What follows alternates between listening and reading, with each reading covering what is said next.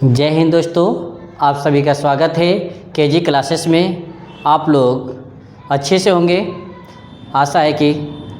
देखिए मेरे प्यारे बच्चों, आज से पहले हम लोग जो है 6 वीडियो पढ़ चुके हैं मिक्स क्वेश्चन का मैथ में। आज हमारा जो वीडियो रहेगा वो भी मिक्स क्वेश्चन का ही रहेगा मेरे प्यारे बच्चों। बशर्ते ये है कि आज का वीडियो जो हमारा होगा, वीडियो का संख्या जो होगा 7 क्रम होगा। तो बिना समय गवाए हम लोग चलते हैं मिक्स क्वेश्चन का पहला प्रश्न पर। आज का प्रश्न आप सभी के सामने इस प्रकार है मेरे प्यारे दोस्तों।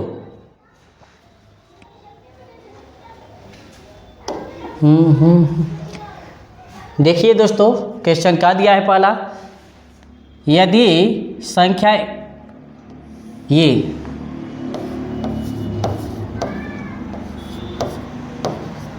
ये हमारे पास संख्या दिया है मेरे प्यारे बच्चों, और पूछ रहा है 8 से पूरी तरह विभाज्य है। 8 से पूरी तरह विभाज्य है तो x के स्थान पर सबसे छोटा पूर्णांक होगा। मेरे दोस्तों, ये बोल रहा है क्या, ये संख्या जो है 8 से डिवाइड हो जाए, ये पहला प्रश्न है। दूसरा प्रश्न है कि यहाँ पर ऐसे मान रखना है जो 8 से ये संख्या विभाजित हो, लेकिन सबसे छोटा वो मान होना चाहिए। तो इसके लिए हम लोग क्या है प्रोसेस पाते हैं, देखते हैं। 0 1 2 3 4 5 6 7 8 9 हमारे पास ये है दोस्तों अंक। 0 से लगाई 9 तक है। अब इसको बारी बारी से देखते हैं, चेक करते हैं कि आएगा कौन। यहाँ पर क्या रखेंगे, 0 रखेंगे। और इससे पहले हम लोग वीडियो में पढ़ चुके हैं, प्रैक्टिस है ये क्वेश्चन के रूप में, कि 8 से डिवाइड करने के लिए, यानी 8 से भागा देने के लिए, जो कि 8 से किसी संख्या में भागा दिया जाएगा तो पूर्व से किस प्रकार कटेगा, यह हम लोग पढ़ चुके हैं। तो इसका रूल क्या होता है, अंतिम के 3 अंक, अंतिम के 3 अंक जो भी रहेगा किसी भी संख्या का, उसमें यदि 8 से भाग देंगे वो यानी कि पूर्व से कटेगा तो पूरा संख्या ही कटेगा 8 से। तो यहाँ पर देखते हैं, यहाँ पर x है, बारी बारी से देखते हैं। 0 रखेंगे, 5 0 4 आएगा, 504 आएगा। अब इसको देखते हैं 8 से डिवाइड करके। 8 छक्के 48 होगा, 2 4 और 3 के 24, यानी कि ये संख्या क्या होगा 8 से डिवाइड होगा। जब 504 हमारे पास है और 8 से भाग देने पर शेष जो है 0 बच रहा है, तो ये अदम संपूर्ण रूप से है कि x के स्थान पर 0 रखा जाएगा तो 8 से पूर्ण से विभाजित हो जाएगा ये संख्या। तो इसका मतलब ये हुआ मेरे दोस्तों कि हमें क्या है, आगे चेक करने की आवश्यकता तो है नहीं। तो इसको क्या करेंगे, इसका ऑप्शन नंबर क्या होगा, डी हो जाएगा राइट आंसर। अब अगला क्वेश्चन देखते हैं हम।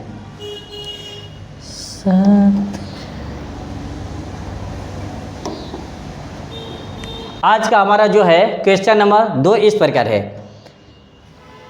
रंजन ने एक कुर्सी 40% हानि पर बेची। रंजन है एक कुर्सी जो है 40% के हानि पर बेचता है।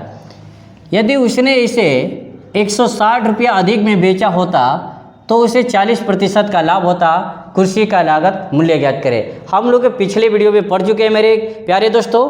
तो यहाँ पर क्या है, 40% हानि पर बेचता है, सिर्फ यानी कि क्रय मूल्य। क्रय मूल्य क्या है मेरे प्यारे बच्चों, 100% है। जब 100% है दोस्तों, तो यहाँ पर क्या बोला है, 40% की हानि होती है।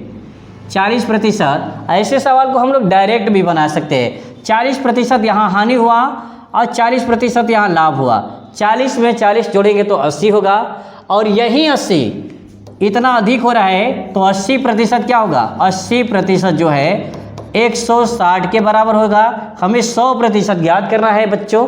तो क्या होगा, 80 से 2 बार में कटेगा 100%, 2 में 100 का गुणा करेंगे 200 रुपया इसका आंसर आएगा। आशा है कि आप लोग को ये क्वेश्चन अच्छे से समझ में आ गया होगा, क्योंकि इससे पहले हम लोग पढ़ चुके हैं। तो 200 रुपया ऑप्शन में क्या है, ऑप्शन नंबर डी इसका राइट आंसर होगा। अगला क्वेश्चन देखते हैं। जय जय जय। अगला क्वेश्चन है 1 से 150 तक के प्राकृतिक संख्याओं के बीच में कितनी संख्याएं हैं जो 3 तथा 4 दोनों से विभाज्य है? 1 से 150 हम प्राकृतिक संख्या लिखेंगे, तक की बात नहीं है, इसके बीच की बात कर रहा है, तो इससे पहले की बात है। 150 नहीं होगा बच्चों, तो यहां पर क्या हो जाएगा, जो क्या दिया है कि बीच में कितनी संख्याएं हैं जो 3 तथा 4 दोनों से विभाज्य है। 3 और 4 दोनों से विभाजित करने के लिए जो संख्या ज्ञात करना है, तो पहले 3 और 4 का ऐसे मान ज्ञात करेंगे जो कि दोनों से विभाजित हो जाए। 3 और 4 का ऐसे में क्या हो जाएगा, 12 हो जाएगा। 12 दोनों, यानी कि 3 12 को काटेगा, 4 12 को काटेगा।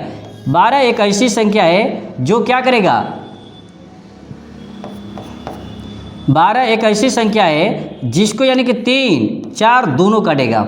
हमारे पास 12 है, एक संख्या है जिसे 3 भी काटेगा 4 भी काटेगा। ये यानी कि दोनों का कॉमन संख्या है, सबसे छोटा कॉमन संख्या है जो कि 3 और 4 12 को डिवाइड करता है। अब बात आता है कि 12 पहला हो गया, 12 पहला होगा जो कि काटेगा, और पूछ रहा है कि 150 तक के लिखने में हमें कितना बार काटना पड़ेगा। तो 12 का स्क्वायर करेंगे तो क्या आएगा, 12 का स्क्वायर करेंगे तो 144 आएगा। 12 का स्क्वायर किए तो 12 में कितने का मल्टीपल कर लिए, 12 का।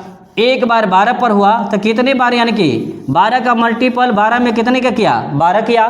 तो 12 का किया, ये हमारा 12 एलसीएम हो गया, और ये 12 है कि इसका इतना बार, यानी कि इतना का गुणा किए हैं, तो इतना का गुणा किए तो इतना बार आया। तो कितने बार आया, 12 बार। दोनों से विभाज्य है तो 12 बार होगा। ऑप्शन नंबर सी इसका राइट आंसर होगा। अब अगला क्वेश्चन देखते हैं।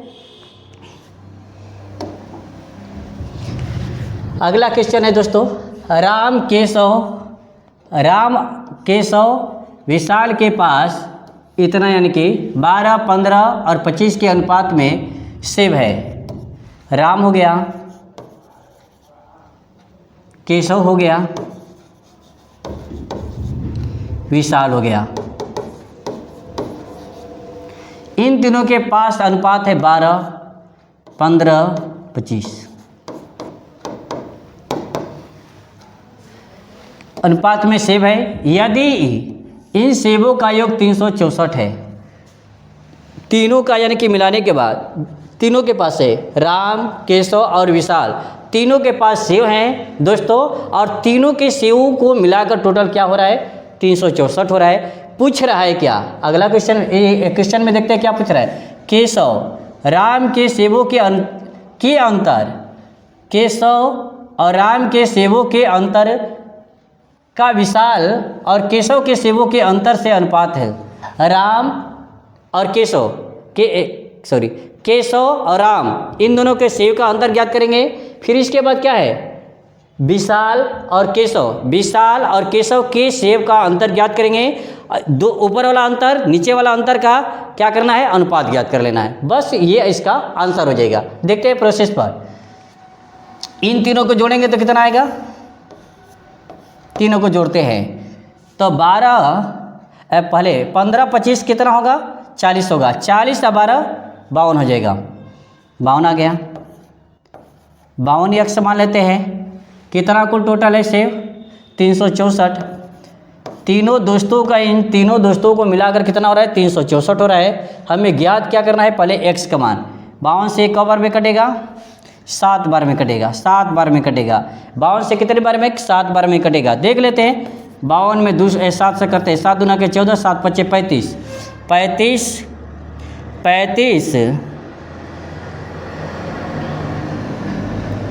7 दूना के 14 के 4, 7 पच्चे 35, 35 एक 36। कितने बार में कट रहा है मेरे प्यारे बच्चों, 7 बार में कट रहा है। x का मान क्या आया, 7 आ गया। ज्ञात क्या करना है, केशव और राम के सेबों का अंतर। केशव का कितना है, 15 है। 15 साथे 105 होगा, माइनस फिर क्या बोला है, राम के सेबों, राम का कितना है, 12 है। 12 साथे 84 हो जाएगा। फिर क्या बोला है, इसके अंतर और इसके बाद विशाल और केशव के सेबों का अंतर का क्या ज्ञात करना है, अनुपात ज्ञात करना है। तो विशाल के पास कितना है, 25 है, 25 साथ कितना होगा, 175 हो जाएगा, 175 होगा। 175 कर लिए माइनस 175 कर लिए माइनस हो जाएगा दोस्तों। इसके बाद क्या दिया है, केशव के सेबों के अंतर, तो केशव का कितना है 15, तो 15 साथ 105 हो जाएगा। 105 में से 84 घटाएंगे, 105 में से 84 घटाएंगे तो क्या बचेगा, 21 बचेगा। और 175 में से 105 घटेगा तो कितना होगा, 70 बचेगा। 7 से कटेगा 70 के 21, 7 दहिया 70 होगा, 3:10 हो जाएगा। इसका आंसर जो होगा मेरे प्यारे दोस्तों 3:10 होगा। देखते हैं इसका ऑप्शन नंबर डी होगा राइट आंसर। अगला क्वेश्चन देखते हैं। देखिए दोस्तों, यदि आप सभी इस चैनल पर नए हैं तो इस चैनल को सब्सक्राइब कर लें कि ताकि जब भी हम लोग वीडियो को अपलोड करें तो सबसे पहले आपको नोटिफिकेशन मिले। अगला क्वेश्चन देखते हैं। क्वेश्चन नंबर 5, पाइप ए टंकी को 25 मिनट में खाली कर सकता है। पाइप ए टंकी को 25 मिनट में खाली कर सकता है। एक हमारे पास टंकी है, इसको खाली करने वाला क्या है, ये खाली करेगा कितना समय में मेरे प्यारे बच्चों, इसमें पानी भरा गया है, खाली कर सकता है कितना, 25 मिनट में। 25 मिनट में 25 मिनट में खाली करता है। खाली करने वाला पाइप खाली कर सकता है 25 मिनट में। पाइप बी इसे 10 मिनट में भर सकता है। भरने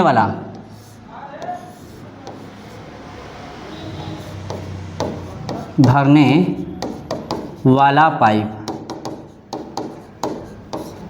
देखिए दोस्तों, हम लोग आराम से पढ़ते हैं, इसमें घबराने की कोई बात नहीं है। बस ये है कि थोड़ा सा हम लोग को क्या है, धैर्य रखना है। भरने वाला पाइप क्या है, ये 10 मिनट में भर रहा है। इसकी क्षमता क्या है, 10 मिनट। 10 मिनट मैंने बताया हूँ, पहले भी बता चुका हूँ वीडियो में कि अगर कोई काम की क्षमता अधिक रहेगा तो समय कम लगेगा, समय अधिक लगेगा तो काम की क्षमता अधिक होगा। यहाँ पर किसकी 25 मिनट में, खाली करने की 25 मिनट में है, भरने की 10 मिनट में है। जिसमें समय कम लगेगा बच्चों उसमें क्या है, उसकी यानी कि क्षमता अधिक है। और जिसमें यानी कि समय अधिक लगेगा उसकी भरने की क्षमता क्या है, कम है। तो समय किसमें अधिक लगा है, इसको। ये वाला कौन सा है पाइप, ए है। ए की क्षमता यानी कि खाली करने की क्या है, कम है, क्योंकि इसमें अधिक समय लगेगा। और इस वाला की भरने की क्षमता यानी भरने वाला पाइप कौन है, बी है। इसकी यानी कि भरने की क्षमता क्या है, अधिक है, क्योंकि इसमें समय कम लगा है। तो यहाँ पर क्या पूछा है, यदि दोनों पाइपों को एक साथ खोल दिया जाए तो एक खाली टंकी को भरने में लगने वाला समय ज्ञात करें।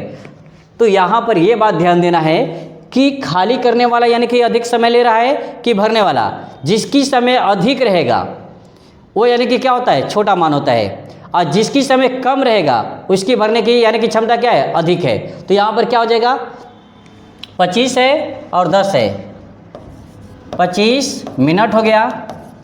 ए है ये, और बी की कितना है क्षमता, 10 मिनट है। इन दोनों का एलसीएम क्या होगा, 50 आ जाएगा। 50 एलसीएम हुआ, 10 बचे 50, 25 दूना के 50, 5 में से 2 घटेगा, क्या बचेगा, 3 बचेगा। 50 बटे में क्या होगा, 3 हो जाएगा। 50 बटे में 3 हो जाएगा। ये क्या हो जाएगा हमारे पास, मिनट। अब ऑप्शन को देखते हैं मेरे प्यारे बच्चों, तो ऑप्शन नंबर क्या होगा, बी हो जाएगा इसका राइट आंसर। अगला क्वेश्चन देखते हैं। आज का क्वेश्चन नंबर ये क्या है, 6ठा है।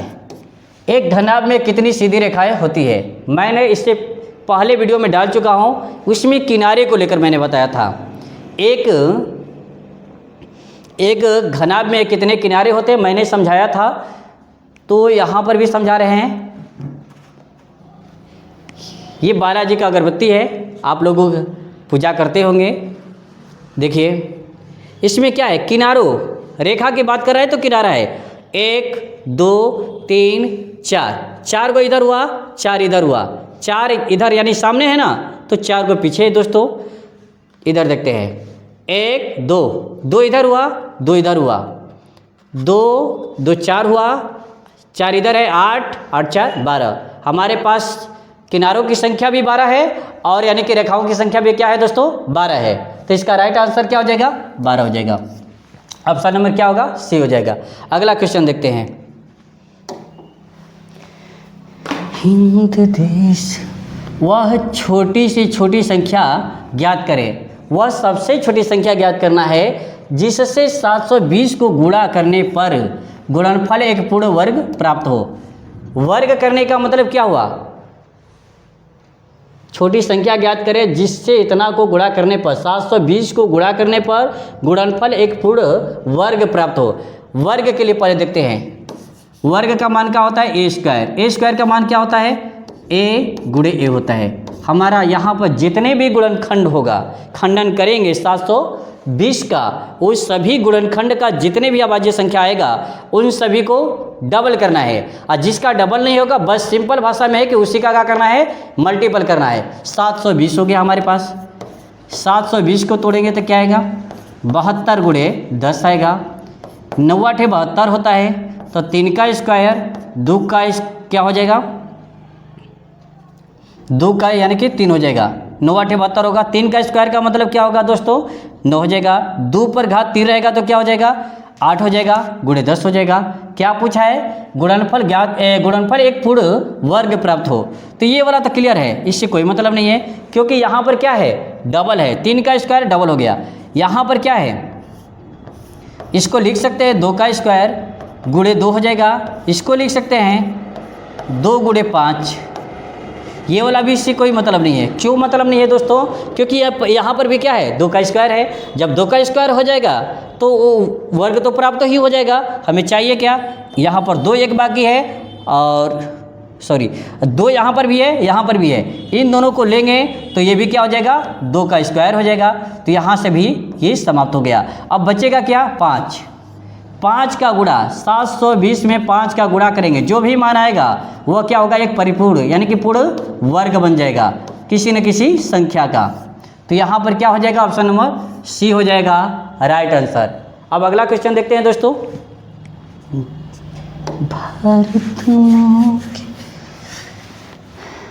0.53 पर एक रिंग है। इसको बहुत आसान से बना सकते हैं दोस्तों, कुछ करना नहीं है। जितने पर एक रिंग रहेगा उतने 9 बैठ जाएगा नीचे। फिर इसके बाद इस रिंग को हटा लेते हैं तो क्या बचेगा, 53। 53 बटे में 99 हो जाएगा, ये जो कि राइट आंसर है। अब देखते हैं क्वेश्चन में क्या है। क्वेश्चन में 51 बटा में 99, 53 बटा में 99, इसका राइट आंसर क्या हो जाएगा, 53 बटे में 99, जो कि ऑप्शन नंबर बी है। अगला क्वेश्चन देखते हैं दोस्तों। अगला क्वेश्चन क्या है, समपूरक कोण का मान होता है। समपूरक कोण, 2 कोणों का योगफल 180 डिग्री होगा। 2 कोणों का योगफल 180 डिग्री होता है। कोई भी हो सकता है, छोटा बड़ा कुछ भी हो सकता है। बस इतना ध्यान देना है दोस्तों कि 2 कोणों का योगफल क्या होना चाहिए, 180 डिग्री होना चाहिए। अब 180 डिग्री जब हो जाएगा ना, तो क्या कहलाएगा, समपूरक कोण कहलाएगा। तो यहाँ पर 180 डिग्री कौन है, ऑप्शन नंबर सी होगा। अब आता है पूरक, समपूरक का 180 डिग्री हो गया 2 कोणों का, कोण ए प्लस कोण बी हो जाएगा। इसी प्रकार दोस्तों होगा 2 कोणों का योगफल कोण ए प्लस कोण बी बराबर यदि 90 डिग्री आएगा दोस्तों, तो इसका भी यानी कि क्या होगा, ये क्या होगा, पूरक कोण होगा। ये क्या होगा दोस्तों, पूरक कोण। तो यहाँ पर अगर पूरक कोण की बात करेगा दोस्तों, 2 कोणों का योगफल क्या होगा, 90 डिग्री। समपूरक कोण की बात करेगा तो 2 कोणों का योगफल क्या होगा, 180 डिग्री। अगला क्वेश्चन देखते हैं दोस्तों। आज का लास्ट क्वेश्चन है, देखते हैं। एक पासे को एक बार उछाला जाता है। एक पासा है जो शकुनी मामा ने लिए थे और उसी को खेला गया, जिसमें पांडव यानी कि जो थे उनकी हार हुई। वही पासा की बात करें हम लोग दोस्तों। एक पासे को एक बार उछाला जाता है तो अभाज्य संख्या आने की प्रायिकता क्या है। एक पासा है, उस पर सबसे पहले थोड़ा सा देखते हैं कि उस पर अंकित अंक क्या है। अंकित अंक, अंकित अंक क्या क्या है, 1 2 3 4 5 6। एक पासे पर कुल टोटल 6 अंक अंकित रहते हैं। तो यन यस का मान क्या हो जाएगा, 6 हो जाएगा। कुल यानी कि कुल परिणामों की संख्या कितना हो जाएगा, 6 हो जाएगा। अब बात क्या क्या करना है, अभाज्य संख्या। अभाज्य संख्या आने की प्रक्रिया क्या है, मैंने पिछली वीडियो में बता चुका हूं दोस्तों कि अभाज्य संख्या किसको कहा जाता है, वैसी संख्या जो 1 से कटेगा, खुद से कटेगा, किसी अन्य संख्या से नहीं कटेगा, उसे अभाज्य संख्या कहते हैं। या क्या होगा, वैसी संख्या जिसके सिर्फ 2 फैक्टर होते हैं, 2 गुणनखंड हो सकते हैं, उसको भी हम क्या कह सकते हैं, अभाज्य संख्या कहते हैं। अब यहाँ पर क्या है, अभाज्य संख्या कौन है, छोटा सबसे अभाज्य संख्या कौन है, 2 है। तो 2 से स्टार्टिंग है, 1 हो जाएगा, यहाँ से हो जाएगा 1 और 1 यहाँ से, टोटल कितने हुए, 1 2 हो जाएगा, 1 3 हो जाएगा, 1 5 होगा, 2 3 5। हमारे पास 3 संख्या है जो कि यानी कि क्या है, अभाज्य संख्या है। तो तीनों संख्या से लेते हैं। यहाँ पर क्या हो जाएगा, 3 बटा में क्या हो जाएगा, 6 कटेगा, 1 बटा में 2। इसका सूत्र अगर आप लोग को पता नहीं होगा तो कर लीजिएगा, NE बटे में NS। यानी का मतलब ये हुआ जिसकी ज्ञात करना है, यानी इसका मतलब क्या हुआ, जो संपूर्ण यानी कि परिणाम की बात करेगा उनकी संख्या की बात होगा। तो यहाँ पर क्या हो जाएगा, 3 बटा में 6। इसका राइट आंसर क्या होगा, 1 बटा 2। ऑप्शन देखते हैं दोस्तों, 1 बटा 2 होगा। अब ये तो ऑप्शन ऐसे भी हो गया, और बिना हल किए भी हल कर सकते थे दोस्तों। अब कैसे देखते हैं, ऑप्शन से भी देख लेते हैं। 3 बटा 2 किसी भी संख्या का जो पूर्ण यानी कि प्रक्रिया होता है दोस्तों, वो सिर्फ 1 होता है। PE प्लस PE पर बार बराबर 1। होने की प्रक्रिया, नहीं होने की प्रक्रिया, होने की प्रक्रिया, नहीं होने की प्रक्रिया, ये दोनों को जोड़ने के पश्चात सिर्फ 1 ही मान आना चाहिए, 1 से अधिक नहीं आना चाहिए। तो 3 बटा 2 क्या है, 3 बटा 2 क्या है दोस्तों, 1 पॉइंट यानी कि 1.5 आ जाएगा, जो कि 1 से अधिक है, ये तो होगा नहीं। अब -5 दिया है, किसी भी कुछ भी रहेगा उसका प्रक्रिया कभी भी माइनस में नहीं आता है। कोई भी संख्या हो, कोई भी मान हो, कुछ भी रहेगा दोस्तों, उसका कभी भी प्रक्रिया माइनस में नहीं आएगा। उद्देश्य ये हुआ कि कोई भी संख्या का प्रक्रिया कभी भी माइनस में नहीं आता है। ये भी समाप्त हो गया। अब ऑप्शन नंबर डी दिया है 100%। 100% दिया है, तो हमारा यानी कि ये जो संख्याओं का संग्रह है ना, अंकित अंक है, इसको हम संख्या भी बोल सकते हैं दोस्तों और अंक भी बोल सकते हैं, ठीक है। तो यहाँ पर जो भी संख्या है या अंक अंकित है, उसमें सिर्फ यानी कि अभाज्य संख्याओं का संग्रह नहीं है। अभाज्य संख्याओं का संग्रह नहीं है तो संपूर्ण रूप से क्या है, 100% तो प्राप्त नहीं होगा। जब यहाँ पर जो यानी संग्रह है, ये अभाज्य संख्या, फिर भाज्य संख्या, अभाज्य संख्या, इन तीनों का संग्रह है। तो तीनों का संग्रह है तो संपूर्ण रूप से जब अभाज्य संख्या नहीं है तो 100% तो अभाज्य संख्या का प्रक्रिया नहीं आएगा। तो जब नहीं आएगा तो 100% भी ये नहीं होगा। किधर से आ गए तुम?